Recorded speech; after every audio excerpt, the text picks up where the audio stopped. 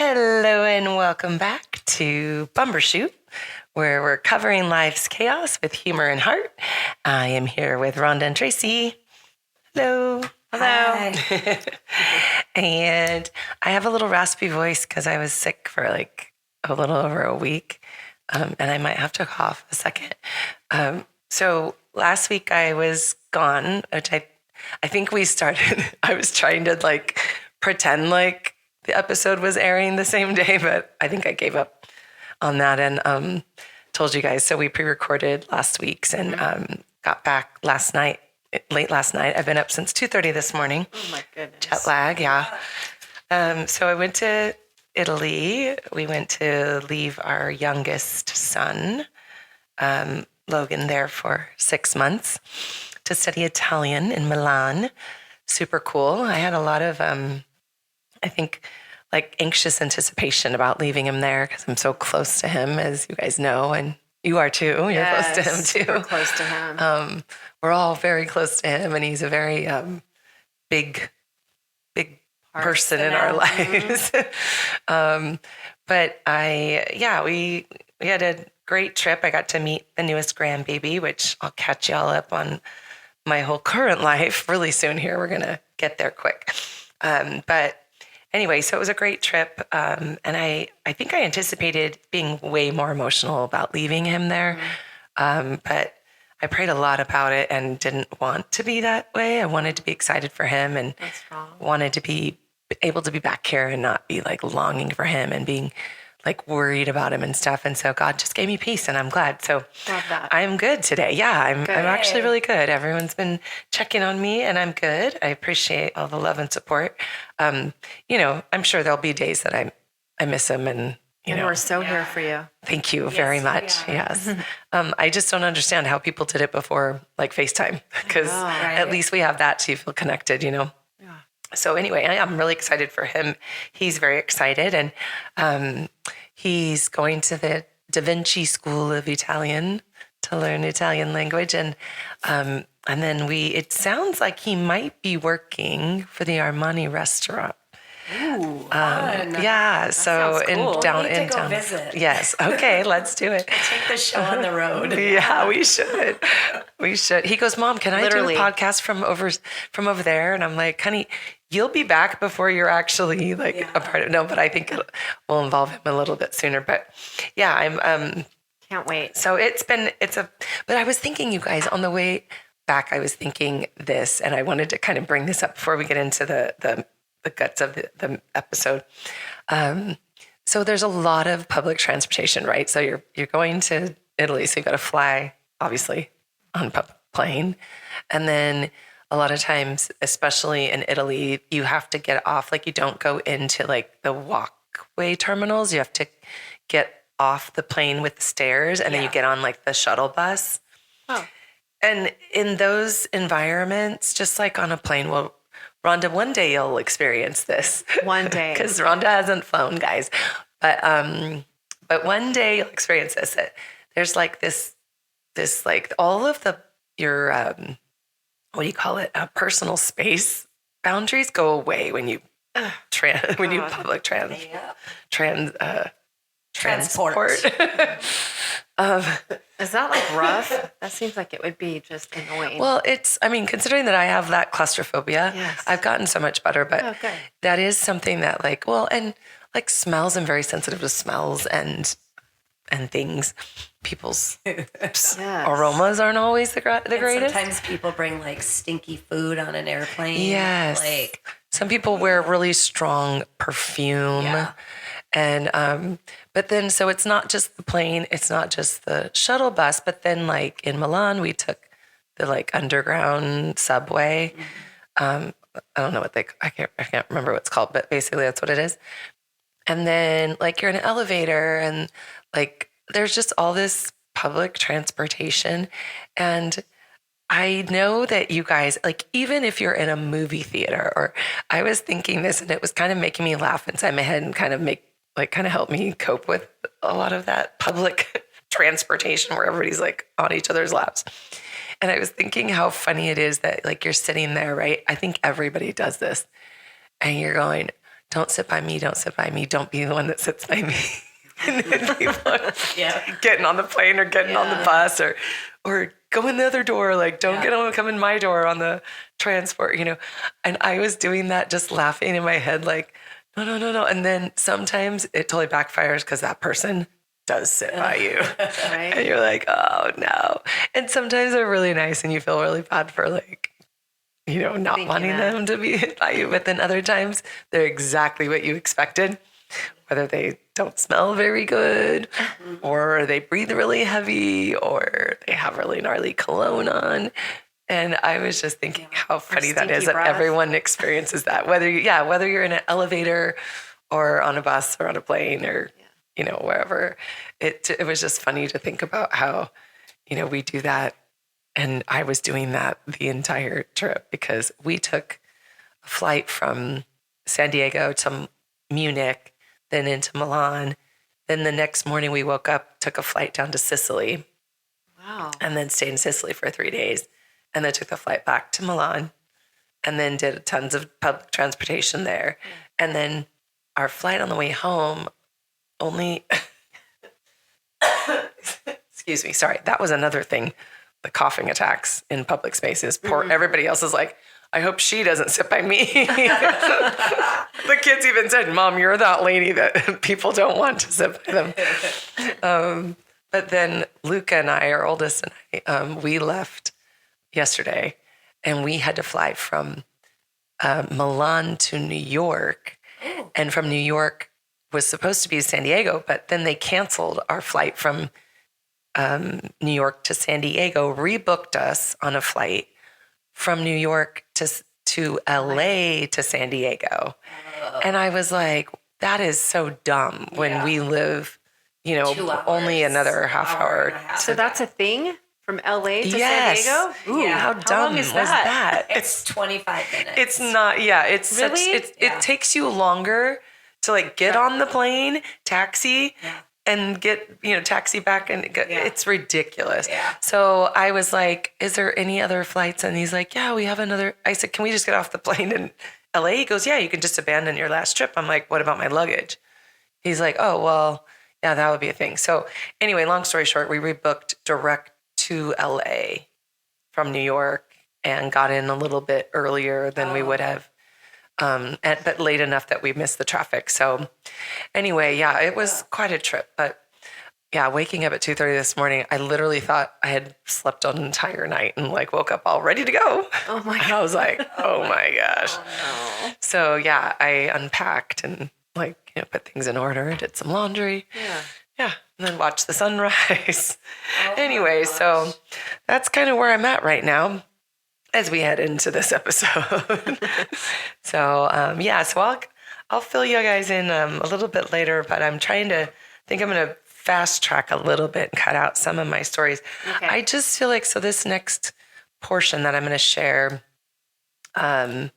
it's really hard because I want to be transparent with everyone because I feel like a lot of things I've gone through, I could be helpful to other people and kind of share some insight and kind of, I don't know, just encouragement and things like that. But I also have to be considerate of that I'm not the only person in this story. Even though sometimes I don't feel like I should have to be considerate because of things that I went through. But let's just say that with this portion, I feel like there's more people that know. The story a little Well, bit. more that know who the people involved. Oh, gotcha. That I wish I could get into it more, but I feel like I'm gonna just kind of touch on things.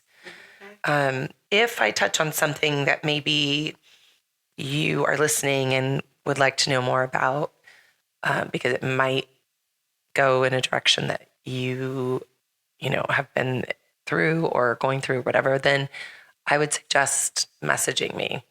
And then maybe Sounds I good. can like private pod you. Is that a thing? Private pod. Like a private message, but a private pod. There you go. Yeah. Sounds good to me. So, but I'm just going to, but also then again, it is part of my story too. Right. And so I feel like I do have a right to share some things. So that being said, we left off with me reconnecting with let's call him T for Trouble, that I had a crush on in high school that I ran into again after being divorced from my first husband.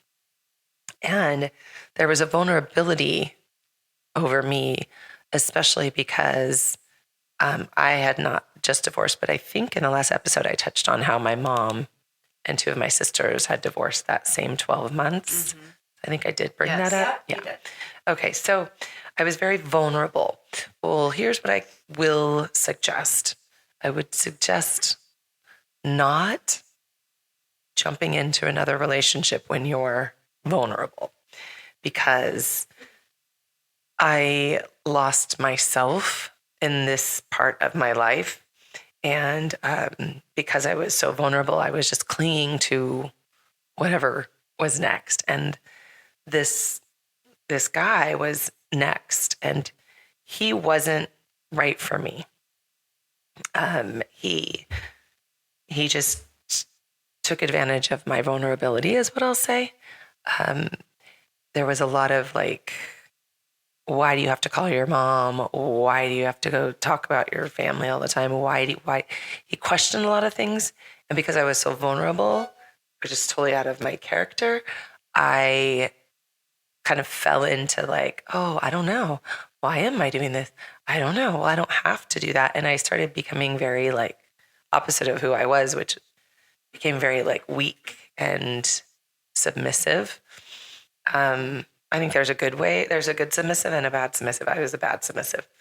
So I kind of got under the control of him. Not kind of. I totally got under the control of him.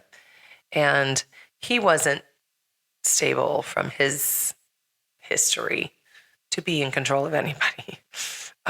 People that are in control shouldn't usually, you shouldn't be in control of people, right? But, right. So, and then, when he drank a specific alcohol, he became somebody else. And that was frequently. So there was a lot of instability in that dating. So we dated, and we dated for a while, about a year, I think.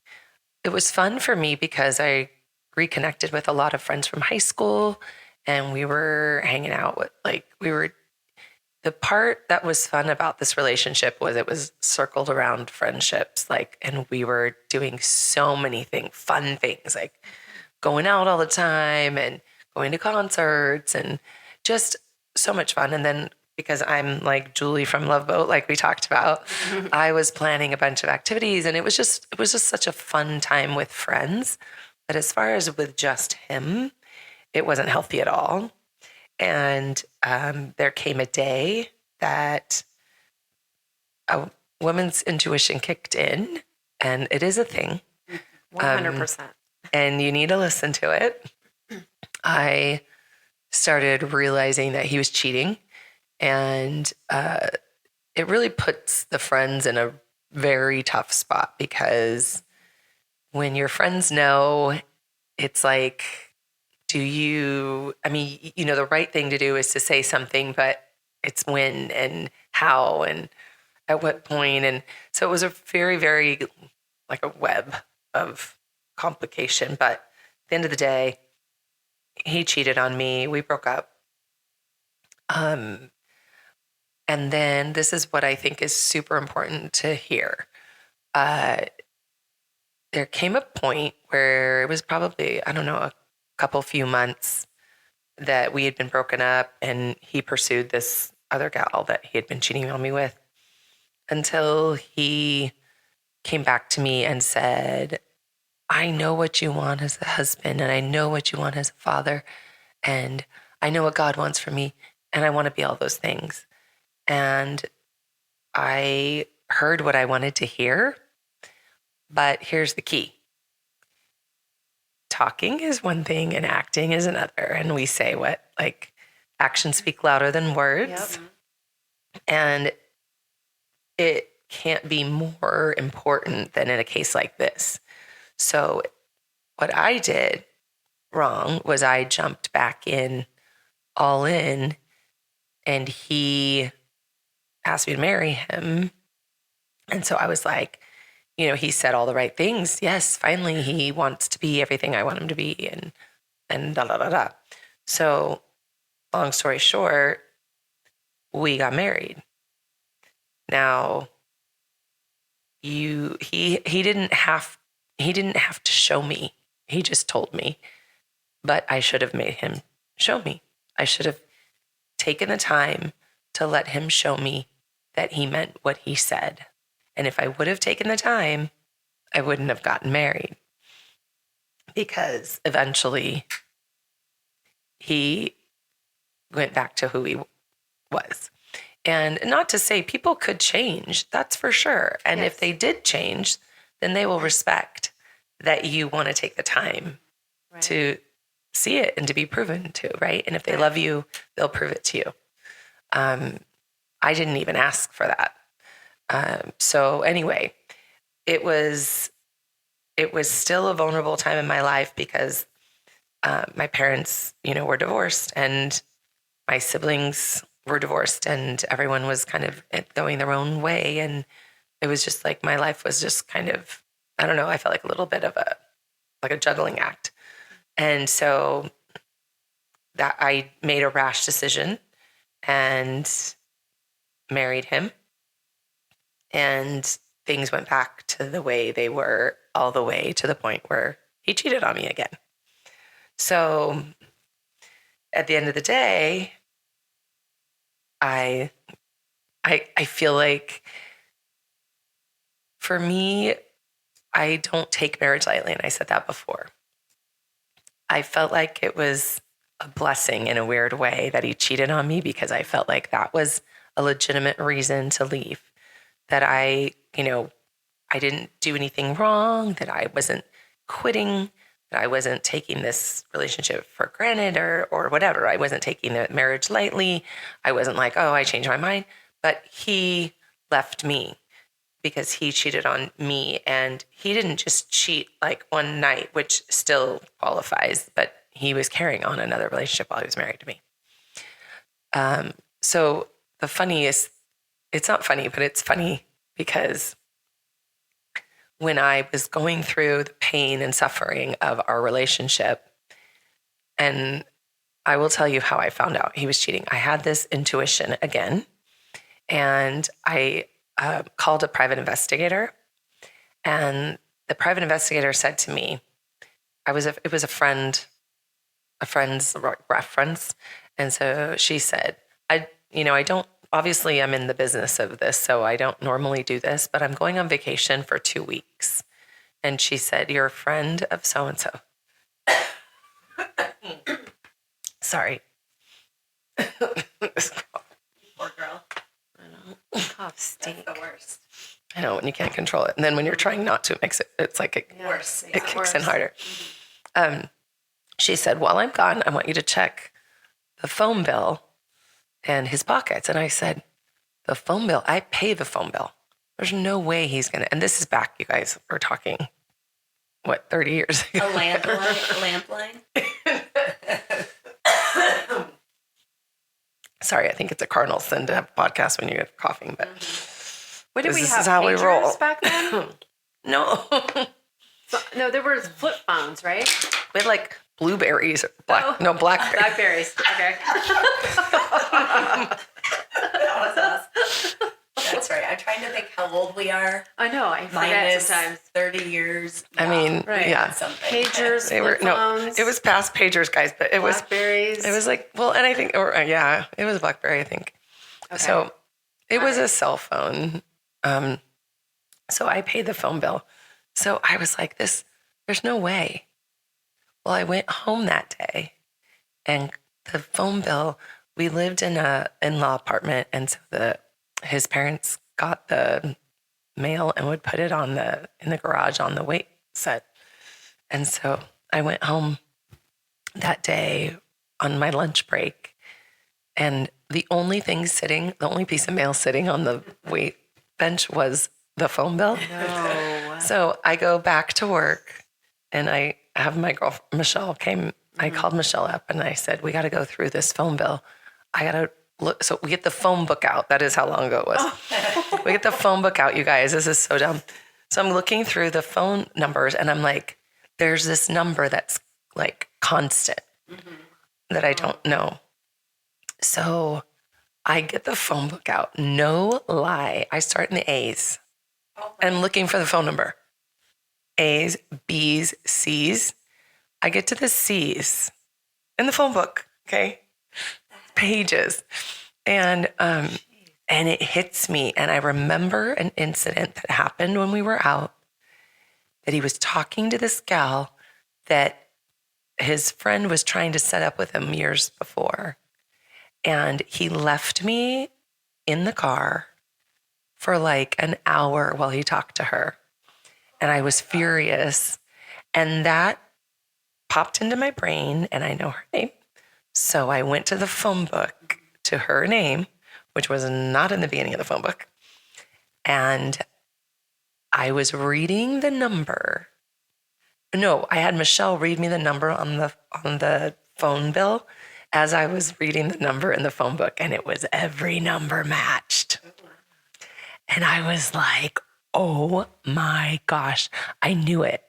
So I called my boss. I said, I just found out I've been cheated on. I'm going to move out while he's at work.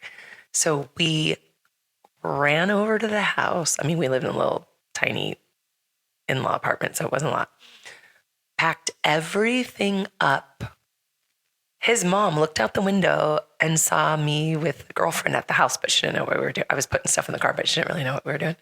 Packed up all my stuff and moved out before he got home and didn't say anything. I didn't tell him.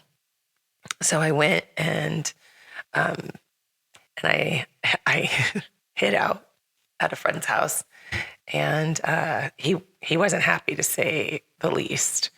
But I think he wasn't happy because he didn't decide it. Right. Yeah.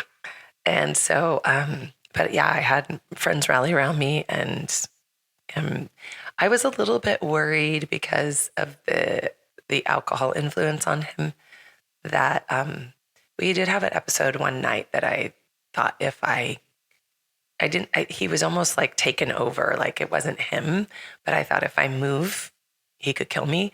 That's how scary it got one time. And I was a little bit fearful of that when I moved out. So I had great friends just be present, let me stay with them. And anyway, so, and it ended up being fine. I never talked to him again.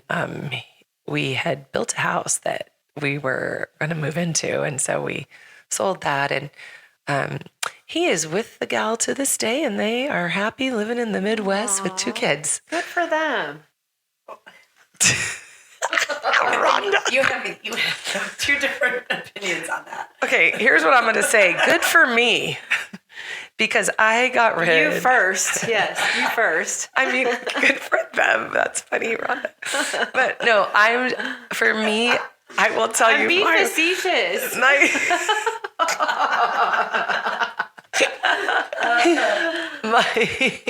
not to be mean. But my thing was, I have to say that I was actually happy that he freed me of him. Yeah. And so at our mutual friend's wedding, not long after, we were both in the wedding, and he brought her to the wedding, and everyone was like, Oh my God. is he serious? And I said, I don't care. In fact, I went up and I said hi to both of them, and I thanked her. Wow. Oh, that's so good. Yeah.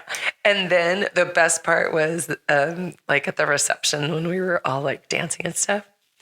I don't know. I don't remember if I asked for it or if one of the girls requested it, but the DJ played I Will Survive. Oh, I love that song. And I started singing and they got all around me. And then one of the guys put a chair and put me up on a chair. And I was singing it and everybody was like, "Ah," and they like kind of backed out. And I think they left after that. But Oh my gosh. anyway, you know, it's not a great thing that I've been divorced, right? Twice. And, you know, I'm not proud of it, but I am grateful that in the end that, you know, I got another chance and that, and that I learned from that and everything worked out okay.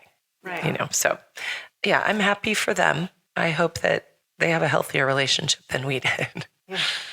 Otherwise, I'm just grateful I didn't have kids in those relationships. Yes. Yeah, because, Thank God for that. you know, that would have been really hard. So anyways, you guys, it's like, those are things that you don't know about people. You know, a lot of people don't know that I have been married 2 other times. And it's, I will say it's embarrassing because it's not something that is looked good upon. And I get worried because of my belief in marriage and my faith in things that if I don't get an opportunity to share the whole story, that it gets judged, or maybe people think that I take it lightly, or I don't want it to be like, oh, it's not a big deal. If it's not a big deal for you, then it's not a big deal for me. Like it is a big deal. But I am thankful for grace and forgiveness and for other chances. So That's right. I had a lot of fun, like I said, and I have so many wonderful friends that I reconnected with that we are close today. So he moved away, and he still keeps in touch with some of them, but I'm definitely like their family to me for all that we've been through together and stuff. And so I'm really grateful for that. So, anyways, that's the big thing there. Well, you know That's what? that. You took something positive from it. I did. That's so good. I did. And yeah. And so when I was coming out of that, I was like, okay, I need to focus on me now.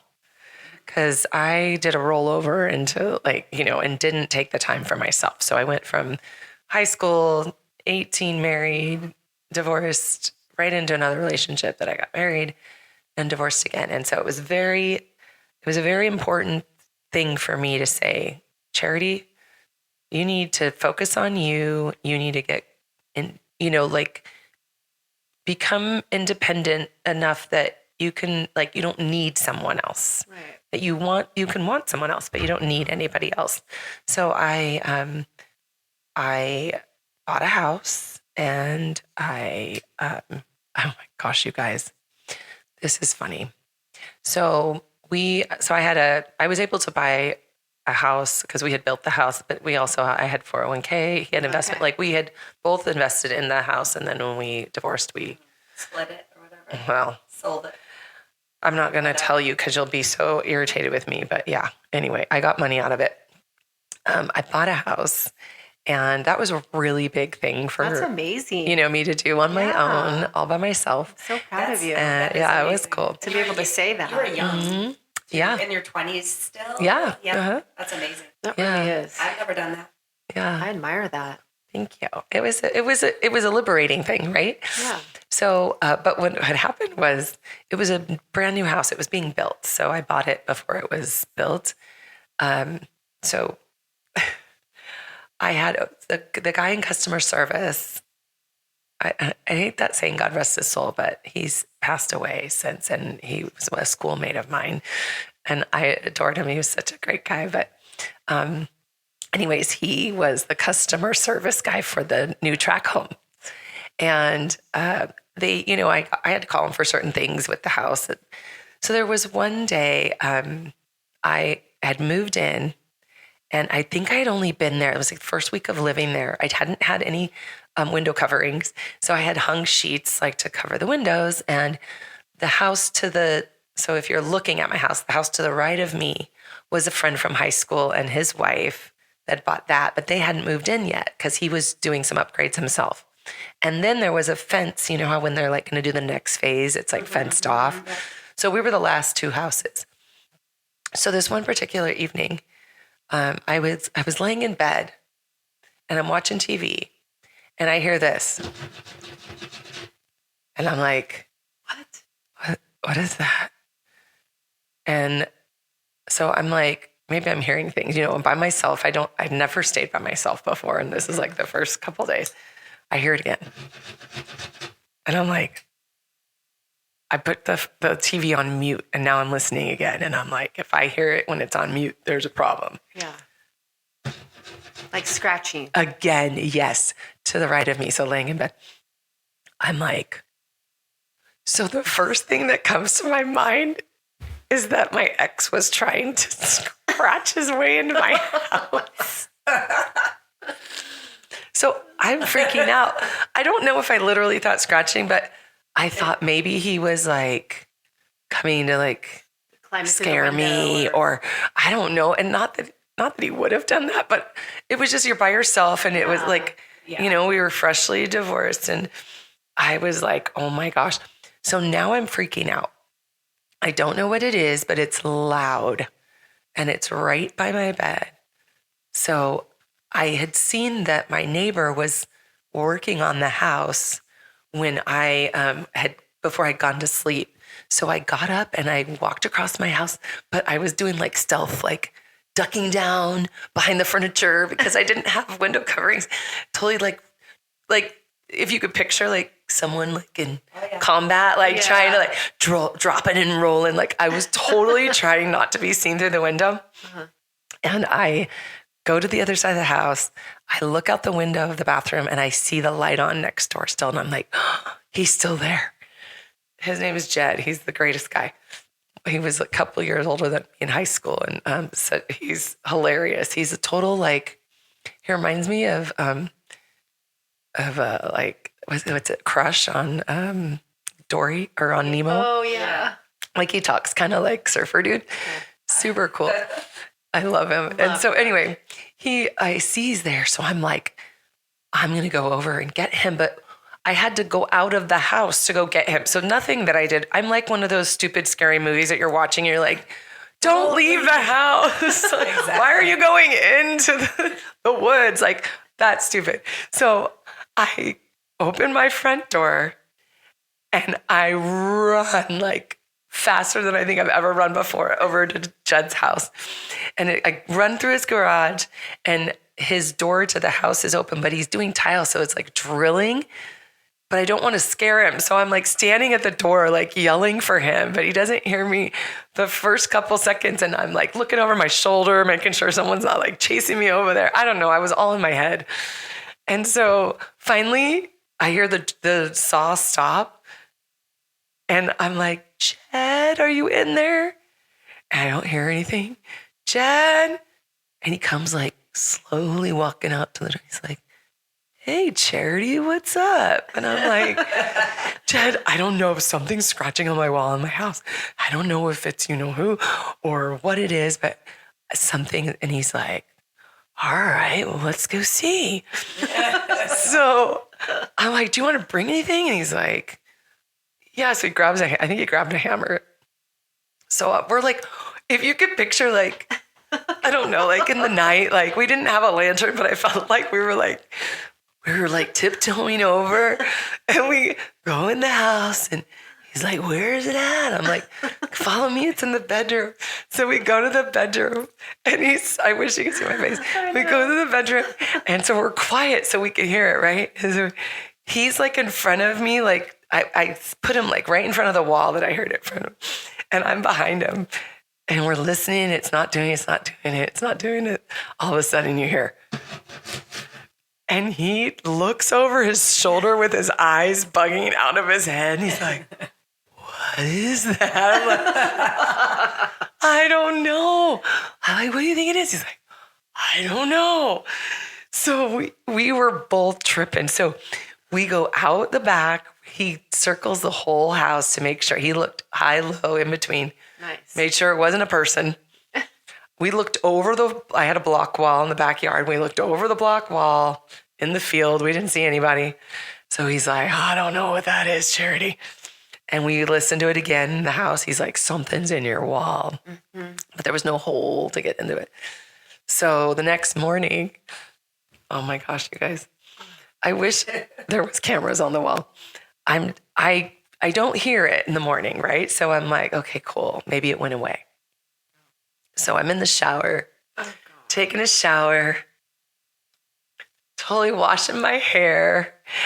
Oh gosh. And the drain I hear under the drain. And I literally jumped. It was a standing shower. I jumped so high, flew out of that shower and was freaking out, panting. I was like, oh my gosh. So I call my friend Mike with customer service. I'm like, Mike, something is in my walls and it's trying to get out. And I am not staying in that house waiting for it to come through my walls. Oh my gosh. So he comes out and he has the guys, they put a hole in the wall outside of the bathroom. Because it was basically the wall that I was hearing it in the night before was the wall, like a little partition wall to the bathroom.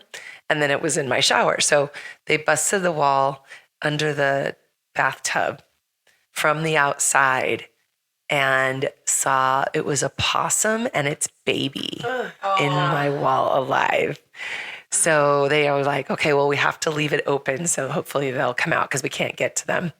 And so they left the wall open for a while and then they closed it up. How does that happen? Can you imagine that? Well, I think when they were living, they were probably in a little cubby when they I don't know, sealed the house. That's a long time to be alive. I don't know how it stayed alive that long.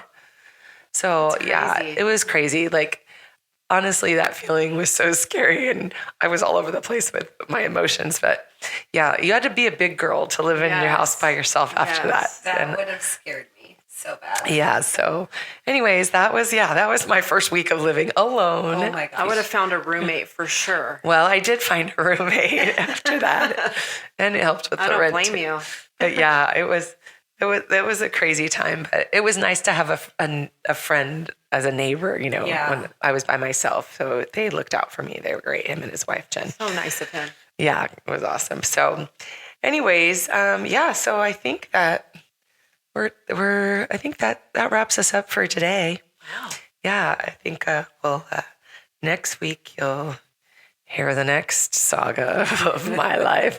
But yeah, I hope that, it was kind of hard to share some of that today, but I'm glad that I did. I just because, not for me, because I'm an open book, but just in trying to be careful about it. But if you have any questions or want me to elaborate on situations that I was in those 3.5 years, you can, I'm not going to say because I already know you can message me on some of these, Spotify, I think, and Amazon and or YouTube. Instagram. Or message on Bumbershoot Charity. Yeah, and we, I don't know what I'm going to post for this week. Maybe I'll post Milan. Oh, for pictures? Yeah, for Do you have a pictures. picture of your first house? I would love to see. Ooh, me too. I don't know, but you guys, I have to tell you, I bought it for, I want to say 178. It was 1508 square feet. 3-bedroom. That's kind of pricey on your own too at that It was 3-bedroom, 2-bath. And I bought it for 178. I sold it for I want to say 275. No way. Nice. Yeah, 2 years, 3 years later, maybe 2 years later. And then the people after me sold it in the 400s. Can you believe it? Where in Temecula is it? It was French Valley. It was one of the first developments in French Valley. Crazy, huh? That is so I was like, crazy. shoot, I wish I would have held on to it. Another couple of years. Yeah, but anyway, it's like gambling in the stock market, right? What do you can't guarantee those things. Nope. I could have gone back down to 120 or something. So That's right. I got out almost double. So that was pretty awesome. That is amazing. Yeah, Way so amazing. I made a good deal for my first house. Yeah. All right, you guys. Well, thanks for listening. Don't forget to subscribe and follow us, and that way you get notified every week. And give us a like, even share us. That would be great. Yes, please. And we appreciate you. But that's not all. We will be back next week with, we got a little twist next week. I don't know if you call it a detour, but I'm going to call our little off episodes detours. So I guess half of this was a detour because it was Milan. But yeah, so we'll be back next week. Thanks again for listening, and we hope you have a great week. Bye. Bye. Bye-bye.